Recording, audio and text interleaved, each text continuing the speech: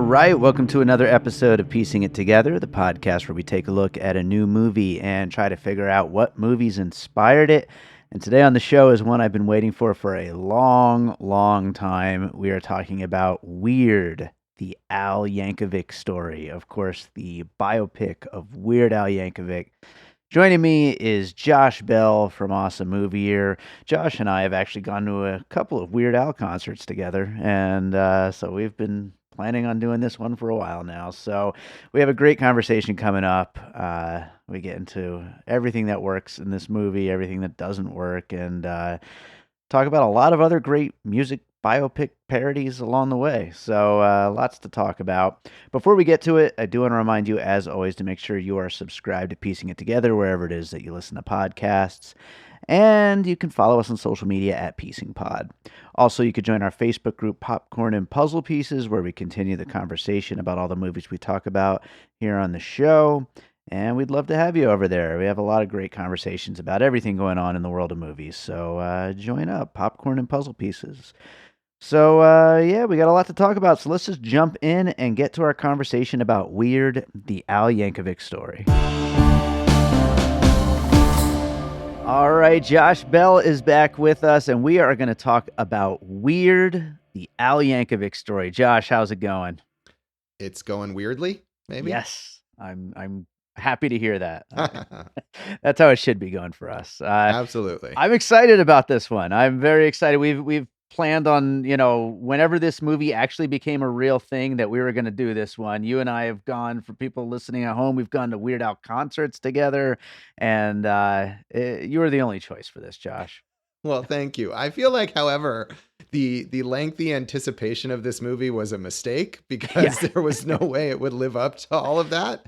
Fair. Yeah, absolutely. But, I haven't posted my Letterboxd review yet, but I will say, I'm so glad that it's not bad. You know what I mean? It could have easily been bad, and it's not. It's good, Yeah, it's fine. Yeah. I think, like you said, we're big Weird Al fans. I've been listening to Weird Al longer than almost any other musical artist that I still enjoy listening to. Yeah. And so it is a lot to live up to, and it certainly could have been a disaster, and it's not. It's fun, but I think he has the capacity to make it better than it is, and I think that's what's kind of disappointing. Yeah, I feel like we'll get into that as we're talking puzzle pieces. We'll probably talk some that do, parodies of music biopics better than this. But at the same time, at least I laughed a bunch, and it's still Weird Al. I'm glad that he got to be a part of the making of his own, biopic parody, and like it's what you want for him, and I'm sure he had a blast making it. And it seems like everybody else, including Daniel Radcliffe as playing him, all just had such a great time making this that I'm sure that there's a lot of goodwill there. And plus his new song, Now You Know, I thought was pretty great over the end. Yeah, that maybe was my favorite part of the movie, honestly. Nice. But yeah, you're right. I mean, I don't see how or why anyone else would have made this movie without him unless he died. Right. So I never would have anticipated that. But yeah, it's great that he's able to do this, and the goodwill for Weird Al that exists right now among all the people involved in this movie, but just the response and all the press coverage that he gets and everything. It's just so nice to see him acknowledged in such a positive way. He's such a positive person. So yeah. I'm all for that. I wish I had laughed harder at this movie.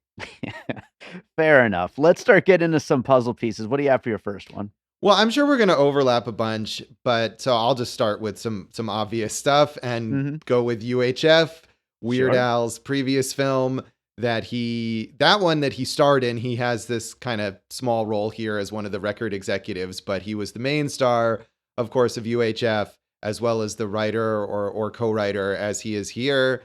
And as a story, this UHF is very different, but the sensibility, because it's Weird Al, of course, is the same. The sort of the silliness of it. I think that's the way to describe his humor. It's not satire per se, even though it's making fun of things. It's not social commentary so much as just like, what if this thing that is serious was goofy? I Right. think. It's And weird.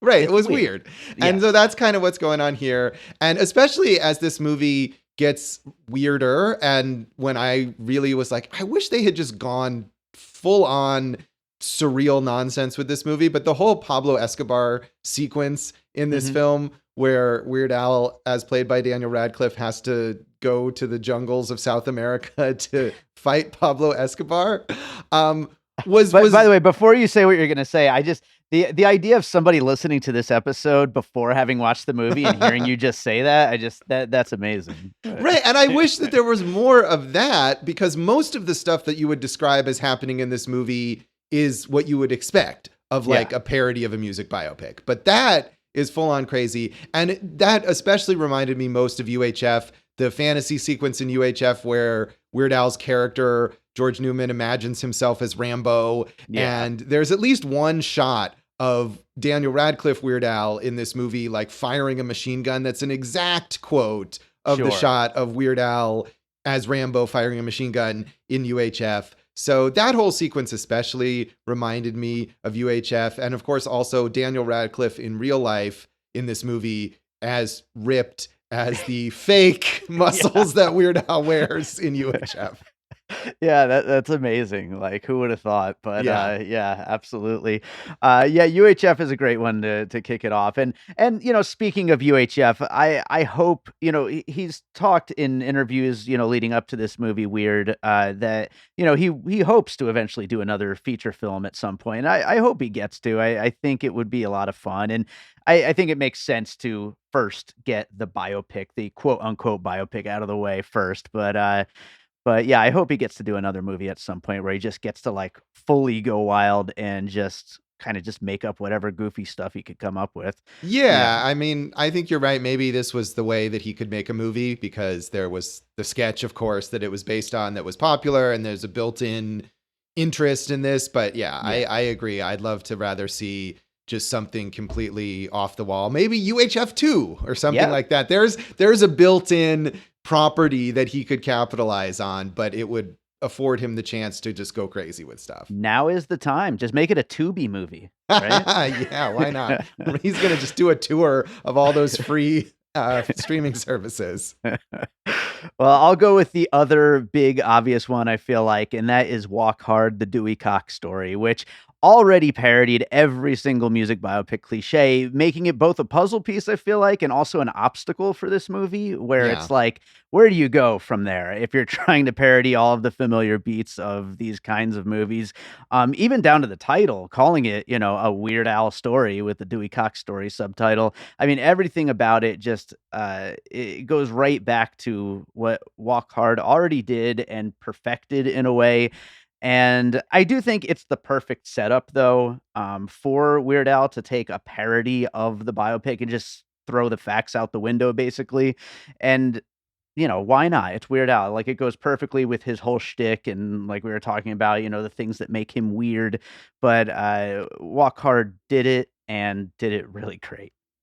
Yeah, I mean, I think that's the one that everyone is going to think of, even though that is a movie that was a failure at the time that it came out, but it has a huge cult following. I remember not liking it, actually, but I seem to now be the only one because people love that movie. Yeah, I remember I was a little disappointed like opening weekend when it came out, and I rewatched it a few years ago, and I feel like I was wrong. Like, it really like lived up second time around. I'd be curious to hear what you think if you ever revisit it.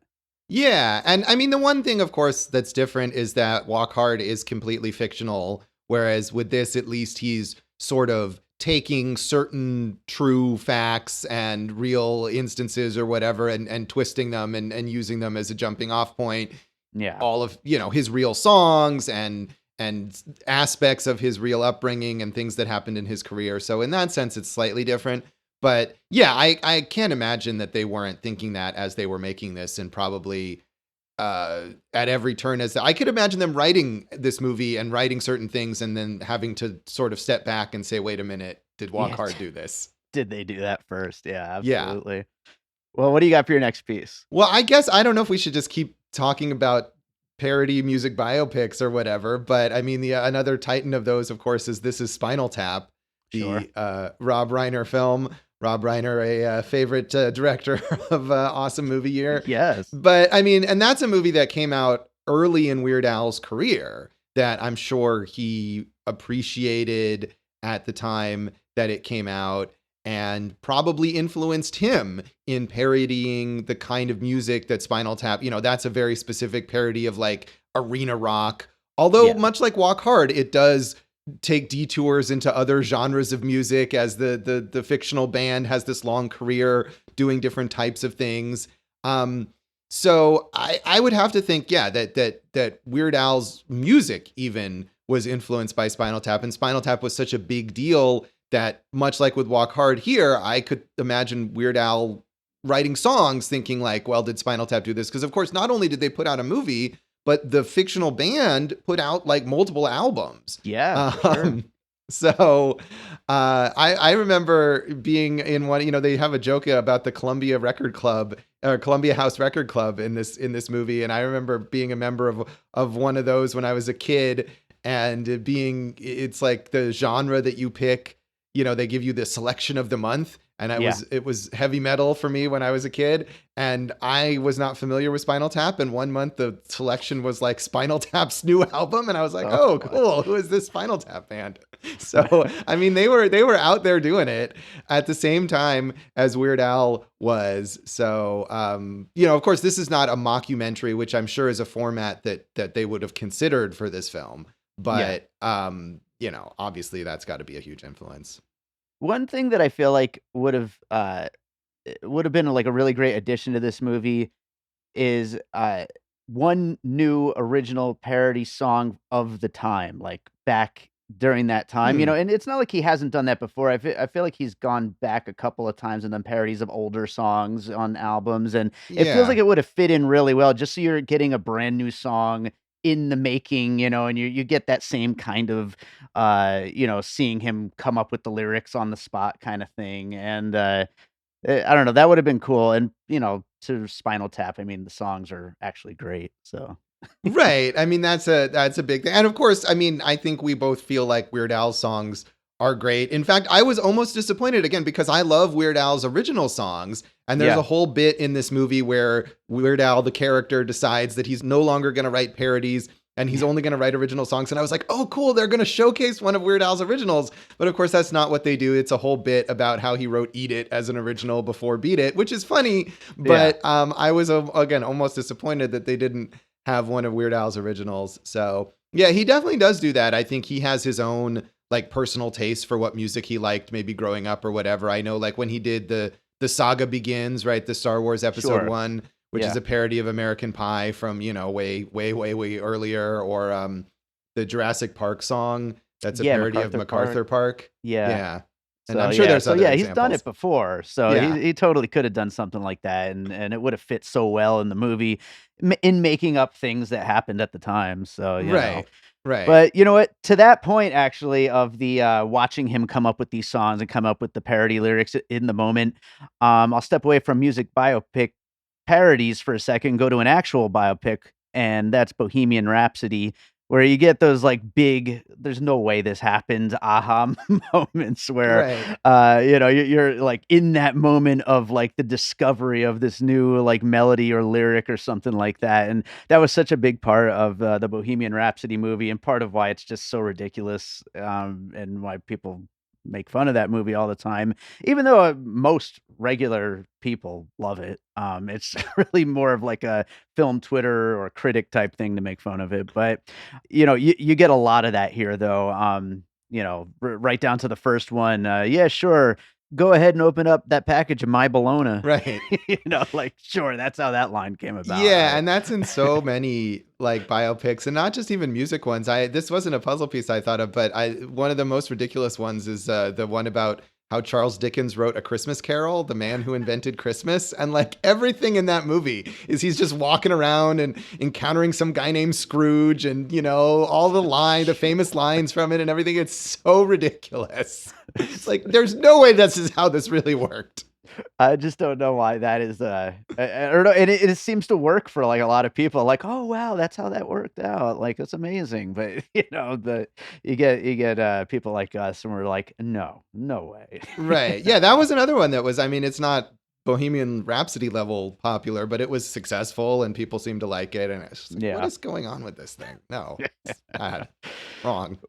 Well, what do you got for your next piece? Well, I don't know if I should keep on with the biopic, musical biopic parodies or not, because I have a couple more. We could But bounce around, or you could do them right now. It's fine either way. I'm gonna be bouncing around a bunch all actually right, in well, my I'll list. bounce around. I'll actually talk about to go with Bohemian Rhapsody, a real music biopic, but one that sort of twists the format, and that is I'm Not There, the biopic of Bob Dylan by Todd Mhm. Haynes, which is not a parody, Sure. but is not Bohemian Rhapsody. It's not a straightforward factual biopic. You know, Todd Haynes uses what is it, like 7 different actors, I think, to play Bob Dylan, including many of who do not resemble Bob Dylan in any way. Yeah. Much like Daniel Radcliffe does not really resemble Weird Al, although they try to style him up, and it comes close here. But the resemblance to Weird Al is not the main point Yeah. of casting him.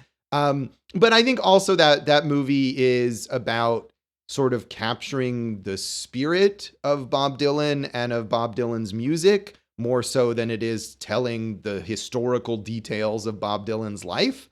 Yeah. And in a way, this movie does that too, even though this is totally silly and over the top and fictional.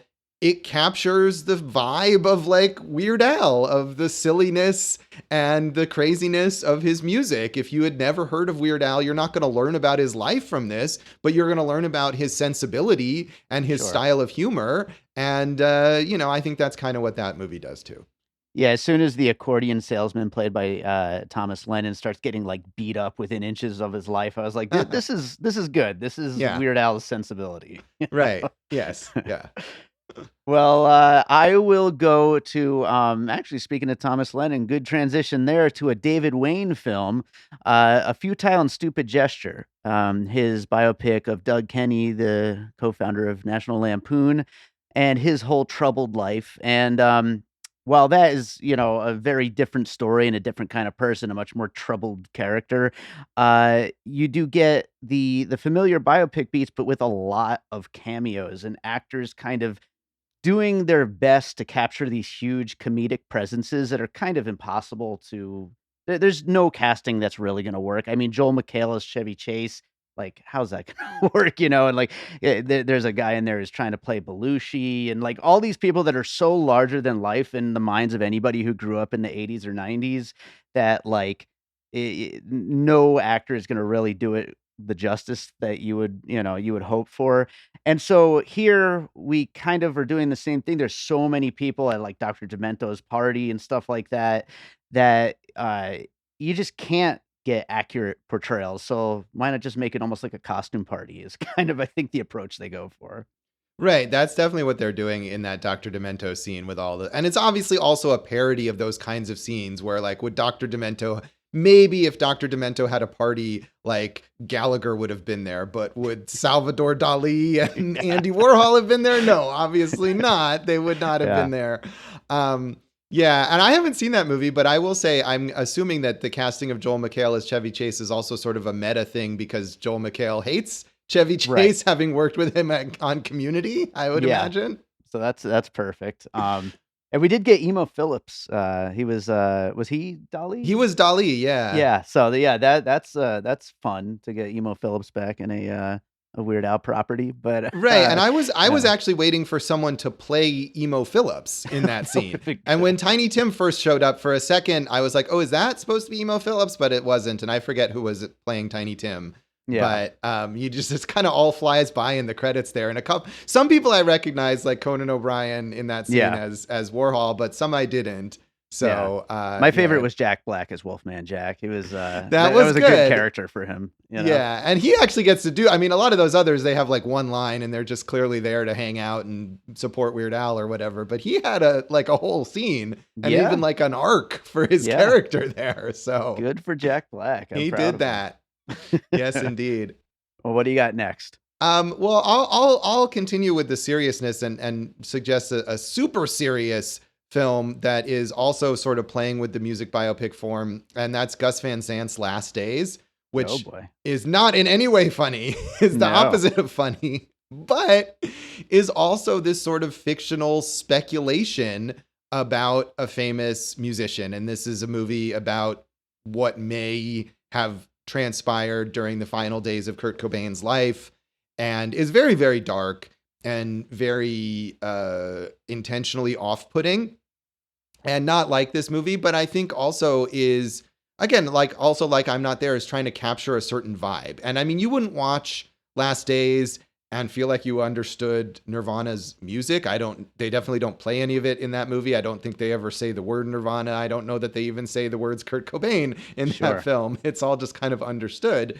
But, to capture the sort of despair and bleakness that Cobain felt and that he conveyed in some of his music. So that's a tough movie to watch. It would be a weird double bill with this film, but I feel like it's on kind of a spectrum with this, in the idea of like, why do you want to just be Bohemian Rhapsody and tell this sort of like Wikipedia bullet point version of a story? Like, find something more artistic and less factual, but maybe more true about a particular person.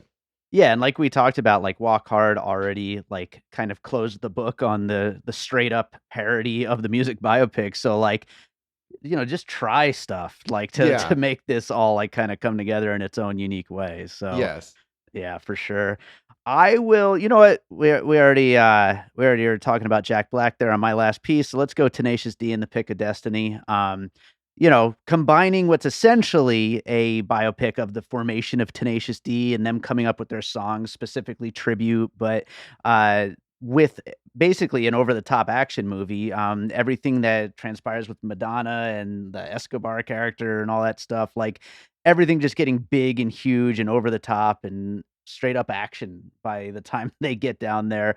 And so, yeah, you got that same kind of a over the top craziness as Tenacious D had in their movie. Yeah, and Tenacious D clearly are disciples of Weird Al, like Oh yeah, musically. absolutely. Yeah. That was another reason why it was great to see Jack Black in this. Right. Yeah. Yeah. I feel like there was not a cameo of Weird Al in that Tenacious D movie, was there? I don't think so. No, I don't think he was in it. Okay, but I feel like there could have been, or should have Yeah. been, or I'm whatever. sure they've crossed paths at some point. Actually, Weird Al, he's directed some music videos. He should direct a Tenacious D video. That would be cool. Yeah, totally. Yeah. Well, what do you got for your next piece? Well, I'll stray away from the music biopic stuff and mention Wayne's World, and Nice. a movie that is an expansion of a sketch, or in that case, a series of sketches. And of course, this is based on this Funny or Die sketch from, I was like 10 years ago or something, wasn't it? It's been Yeah. a long time since Yeah. they made that sketch. But it obviously stuck in people's minds for a long time. And I think like that, like Wayne's World, this movie, it has to figure out a way to make that 3-minute sketch into a full-on feature film, and it succeeds in certain ways and then maybe less so in other ways. But I think, Wayne's World, which is sort of this, I love Wayne's World, and we did a whole Awesome Movie Year episode on it, and I think it's one of the best examples, if not the best example, of doing that kind of thing successfully, Yeah. expanding a sketch. But it is also this sort of like Shaggy Dog story where a bunch of random stuff goes on and it doesn't really amount to much in the end. And it ends with this sort of like shrug. And that's part of its charm. And I think that's kind of what they're going for here, that you get to the end of the movie and you're like, oh, this is just going to stop right now, right? Where you just kind of ran out of jokes and now it's over. And that's okay.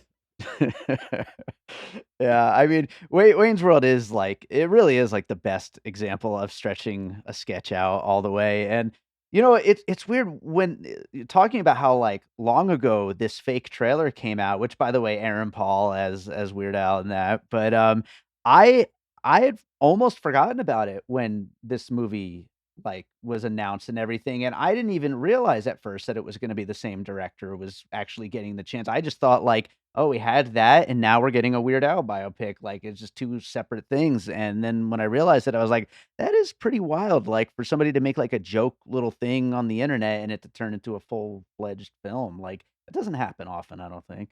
Yeah, I mean, the other thing I can think of weirdly, and I guess this could be a puzzle piece in a way, is that the serious version of The Fresh Prince of Bel-Air, which was like a fake trailer that became I a didn't even know was that a was a thing. I don't remember this. Yeah, there was it was a fake trailer where it was like the gritty drama version of The Fresh Prince of Bel-Air, and it was so popular that they hired that guy to make the actual gritty serious reboot of The Fresh Prince of Bel-Air that's on Peacock right now. Wow, yeah, I knew about the show. I didn't realize that was based on a fake trailer. That's Yeah, crazy. and it's hilarious that like the idea of the fake trailer is like, isn't it dumb to make The Fresh Prince of Bel-Air into a serious drama? And then they just did it for real and hired the same guy to do it. That's bizarre. Yeah, I remember Yeah. there was actually a really good Mortal Kombat fake trailer years ago, and Mortal Kombat fans have wanted that person to get to make a movie like forever, and it just never kind of shook out that way. But that thing Is was that awesome. what is that guy's name? Adi or Avi Shankar? Is that one of his things?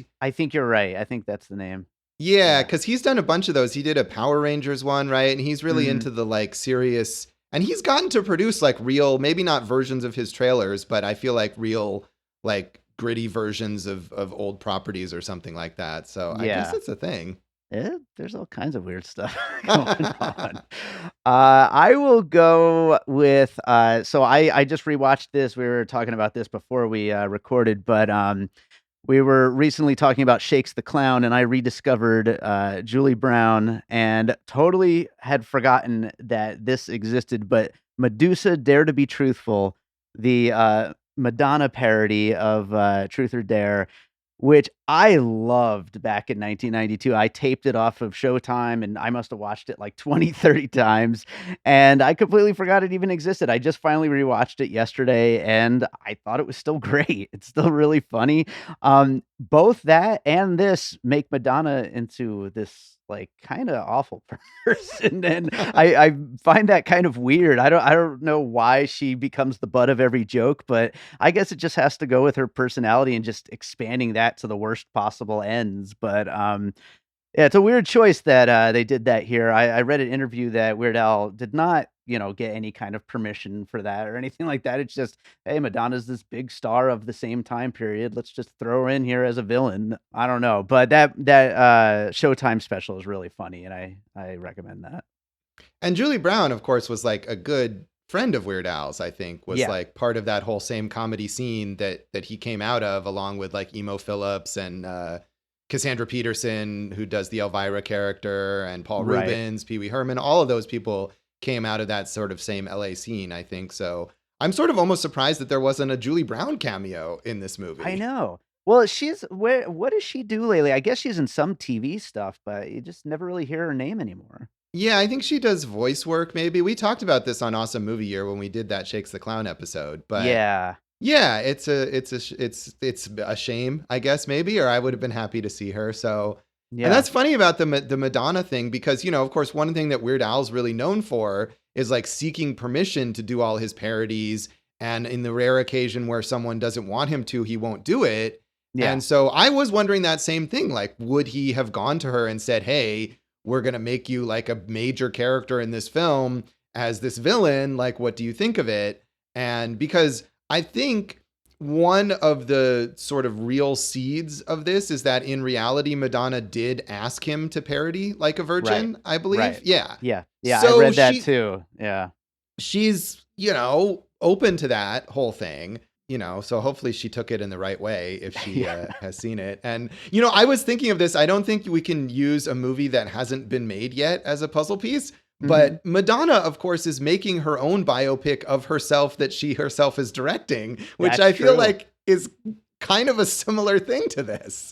Well, we will have to remember to use Weird as a puzzle piece when that movie comes out. Yeah. Yes, indeed.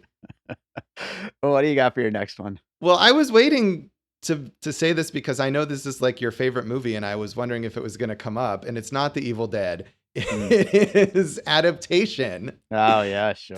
The Charlie Kaufman, Spike Jonze film, which I feel like is a lot here, is the idea of like making a movie based on a true story and then kind of reflecting on the difficulty and the aspects of how to make a movie based on a true story and adding in all sorts of fictional elements to it. Yeah. So, I mean, this is less like self-reflexive than that, but there's certainly a lot of meta aspects to this movie and just the awareness surrounding it. And I think, Charlie Kaufman is someone that I don't know if Weird Al has interacted with, but they seem to have, like, they would have intersecting sensibilities in a lot of ways. And Spike Jonze has to be somebody that Weird Al, I mean, they definitely would be working in like the same circles. So I would be surprised if they haven't crossed paths or worked together in some capacity. But yeah, I mean, this movie could have gone even more in that realm. I could have imagined, Weird Al, the actual Weird Al, like stepping in at some point or stopping the scene where he plays record executive and speaking to the audience or something like that. And they don't, they play it straight. But certainly I thought of that, which I know you love that movie. Oh, the best. And by the way, Charlie Kaufman, I'm pretty sure his first writing gig was on Julie Brown's The Edge, there you go, the series. So there's a lot of minds colliding there. Some all these amazing people in comedy. So yeah, absolutely. Yes. I will go with, this is just a little one, but I wanted to throw it in there. The roommates that Weird Al moves out of his parents' house and to live with and ends up becoming his bandmates that he's been with all these years, reminded me a lot of Zoolander's roommates. Just these kind of like dumbasses who are like kind of just living free, just goofballs, just living the party and just chill. And so I thought of like that whole relationship that Zoolander has with his model buddies that he hangs out with, and it reminded me of Weird Al and his bandmates, who then of course clash. So they have to clash. Right, that is of course the idea. But and I do love that they start right. They're just his roommates, and then at his first gig, they suddenly pick up all the instruments and perfectly become his band. And it's like, oh, it didn't seem relevant before, but now we will. Yeah, we all can completely pick up instruments, and we're all really, really a solid little band. Right. And of course, in reality, Weird Al, he's like, unlike other bands where they're famous as a band, he's had the same backing band members for like 40 years. They never, nobody quits, nobody goes off and does other things. And, he's a solo artist. I'm sure most fans wouldn't notice if he had different backing band members, but he sticks with those guys for decades. It's got to be a testament to his personality. He's got to be a nice guy. Oh, of course. And that's what you always hear about from him.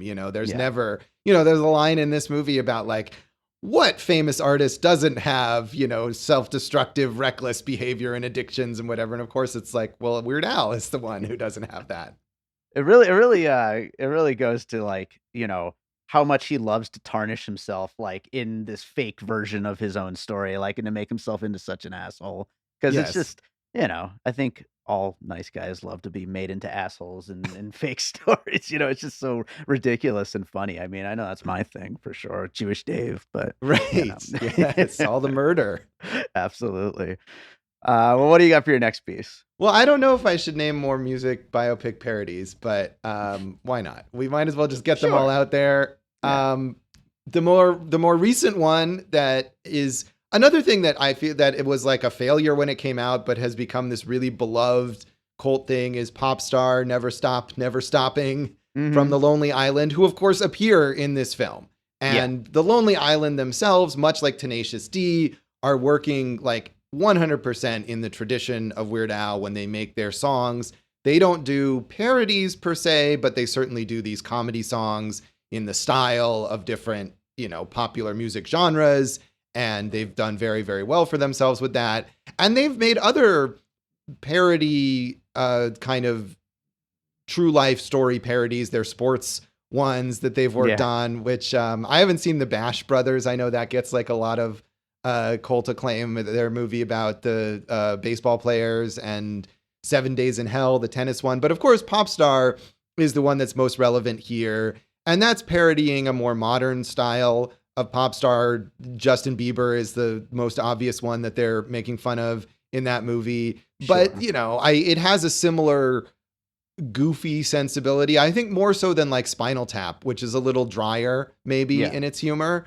Popstar is just full on Weird Al style humor. And again, if Weird Al hasn't actually like directly appeared in one of their projects or directed one of their music videos or whatever, I'm sure they've collaborated. I mean, they are in this movie. Or at least Jorma Taccone is. I don't know if I didn't spot Andy Samberg. Andy Samberg, no, but the Schaefer, is that? Yeah, Akiva Schaffer. Akiva Schaffer, yeah, I saw him, but I did not see Samberg. But yeah, if this movie hadn't come together from this director Eric Appel, I feel like they would have been the guys to make this happen at some point. You know? Yeah, they really do share that same sensibility. I'll go with my final piece. Well, actually, I guess I have two more pieces. So, but one of them's not really a puzzle piece per se. But my final real piece would be all of these Tarantino movies that rewrite history. Once Upon a Time in Hollywood and Glorious Bastards, reshaping history for the sake of a story. For making something a little bit more interesting and cinematic and fun and exciting, and so of course that's what Weird Al does here with his own biopic and taking seeds of some of the things that were real in his own story, but then just saying screw it, I'm going to make it as exciting as possible. Yeah, of course those Tarantino movies are rewriting history for the sake of making things better. Right? For the sake of averting tragedies, but that's the opposite of what happens here. Yeah, basically. Things get pretty dark by the end. Yeah. Yes, they do. Yeah. So, and speaking of that, the last music biopic parody that I will name is Hardcore Logo from Bruce McDonald, who's sort of a cult Canadian director. And this is another mockumentary, is about a sort of lesser known-ish punk band that called Hardcore Logo that reunites for a tour and all the clashes between them. And it's sort of, it's a comedy, but it's got a lot of really dark elements to it. And much like this movie, ends in this really sort of out of nowhere act of violence. And I'm not a huge fan. This is a movie that has a big cult following that I watched because I was curious about that. And it's often cited as sort of like the flip side to Spinal Tap. It's from much later. It's from 1996, I think. But it definitely has that weird mix of like goofy making fun of like washed up musicians trying to reclaim their glory or whatever. And then like real like dark stuff about like drug addiction and suicidal thoughts and mental illness and all this stuff. I don't know. It doesn't necessarily work, although a lot of people really love it. But that's one of the less obvious, I think, examples. But I'm sure that the filmmakers, that Eric Appel and Weird Al himself would be familiar with that movie. Yeah, I've never seen that. I sounds like something I should check out for sure. Yeah, it's interesting. I don't know that it's, like I said, I was a bit disappointed. I feel like it tries to do clashing things that don't come together necessarily, but it's worth checking out. All right. Well, my final piece then will be kind of just later era Kevin Smith in general. You know how much I really disliked Clerks 3, and also Jay and Silent Bob Reboot was not very good either.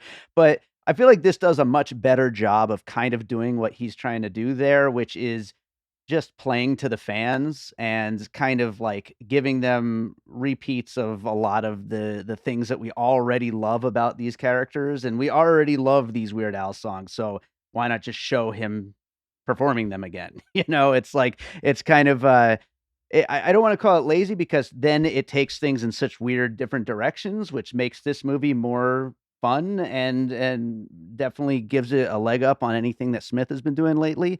But I do feel like it kind of comes from that same place of just playing to the fans, Yeah, I mean, I'm with you on really not caring for what Kevin Smith has done lately. And I feel like this is a movie that, yeah, you're right, it does play to the fans. And if you're familiar with, especially because of the way this movie is structured, where it basically ends Weird Al's career, like in the very early part of his career, other than taking one song, the Amish Paradise song from later in his career, and like moving it forward. Otherwise, these are all really early Weird Al songs that you hear, like multiple songs off his first album that I feel like not that many people are familiar with. So, in that sense, yes, it's playing to the fans, but I feel like this is something that has a broader appeal already. that, people are checking out and that you could watch without being familiar with Weird Al and find amusing. And I feel like those Kevin Smith movies, like if you are not already like full on in the tank for Kevin Smith,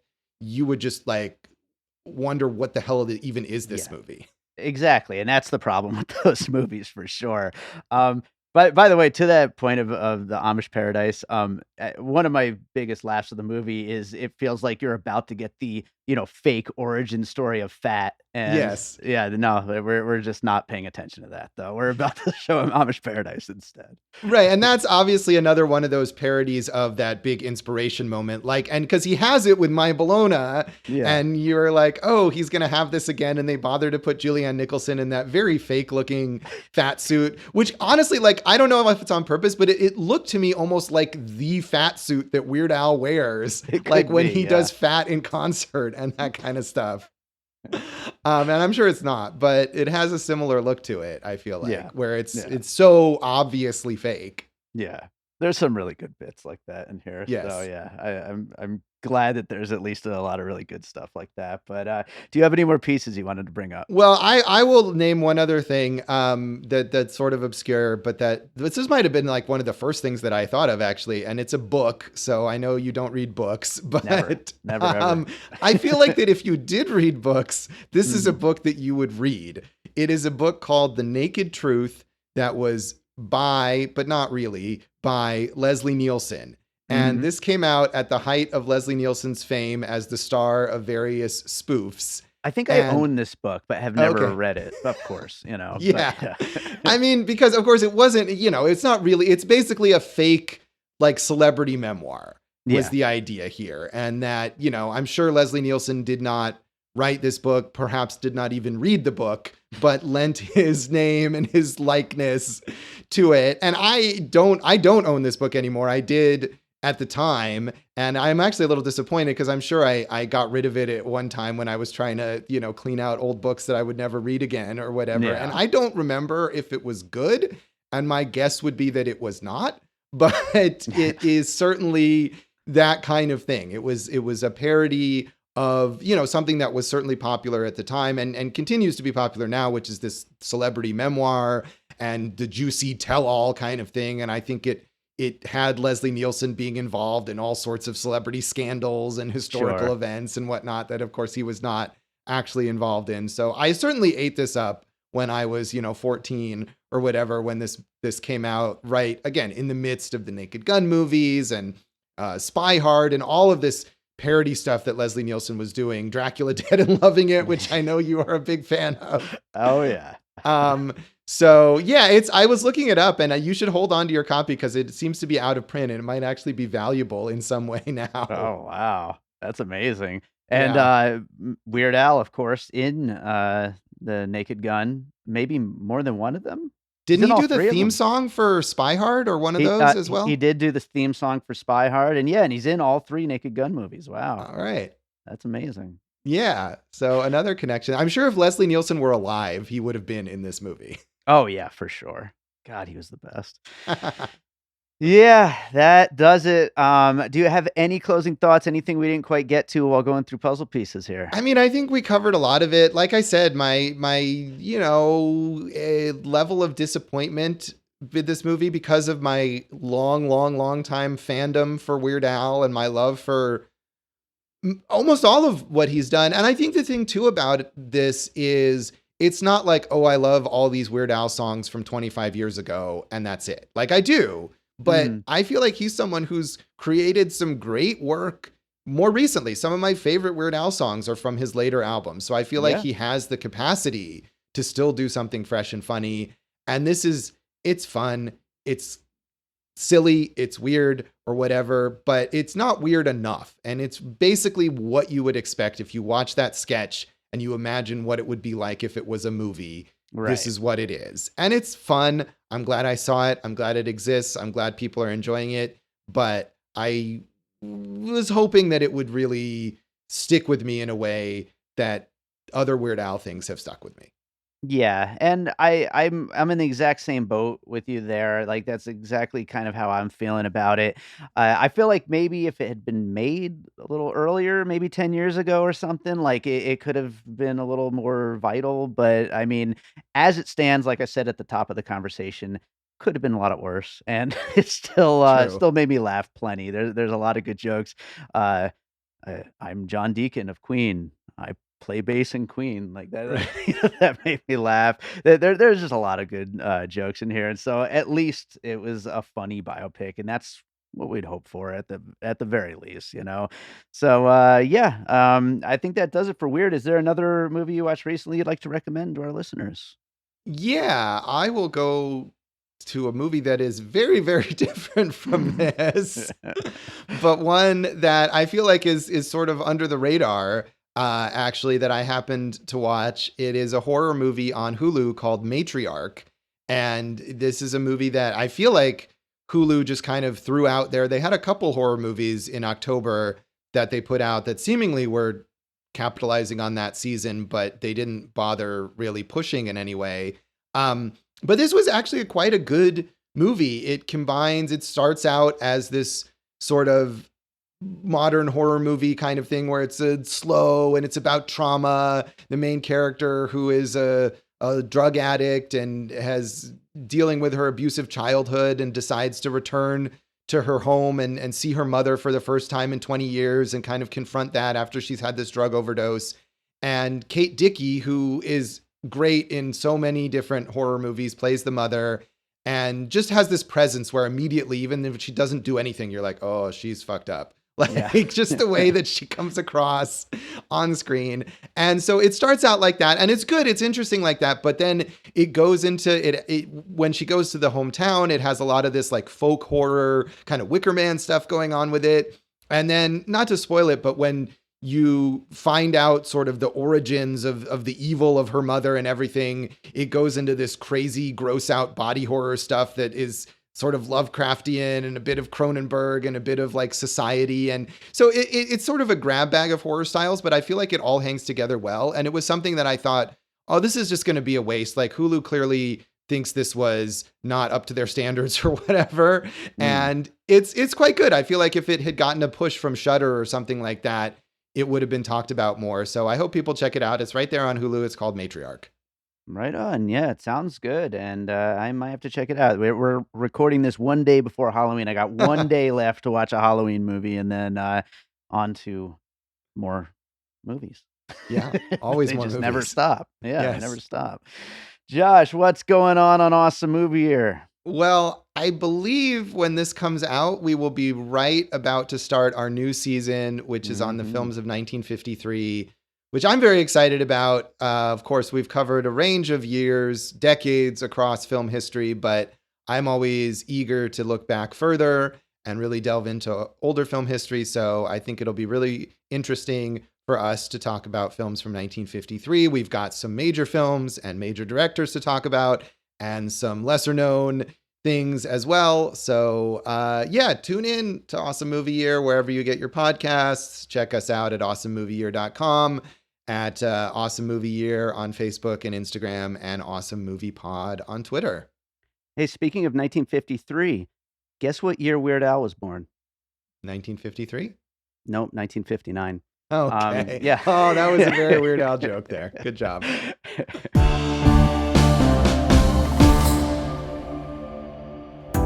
I'm Josh Bell. And I'm Jason Harris, and we co-host a podcast called Awesome Movie Year. Each season, we take a look back at an awesome year for movies, which is every year. We deep dive into these specific years, and we pick out why they were such great years for films. We go over the biggest hits, the biggest flops, the best picture, some personal picks, some cult classics. Years we've covered in past seasons include 1994, 2003, 1977, and 1984, and we've got all of film history to look forward to. So check us out at awesomemovieyear.com or wherever you listen to podcasts. All right, so I hope you enjoyed that conversation about Weird, the Al Yankovic Story. Thank you to Josh Bell for joining me on that one, and thank you to you for listening to that one. If you enjoy what we do here on Piecing It Together, make sure you are subscribed wherever it is that you listen to podcasts, and we'd appreciate your 5-star ratings and reviews over on Apple Podcasts or Good Pods or wherever it is that you're listening. 5 stars would be awesome. Also, if you thought of any puzzle pieces that we didn't bring up, definitely get in touch. I'd love to hear them, and I will read them on the next trailer episode. Love to hear from you. Do that. And you could also get in touch on social media at Piecing Pod and in our Facebook group, Popcorn and Puzzle Pieces.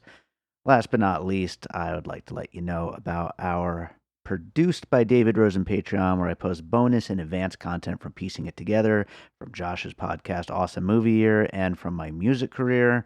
Lots of great stuff over there. There's a bunch of advanced Piecing It Together episodes at the time I'm recording this.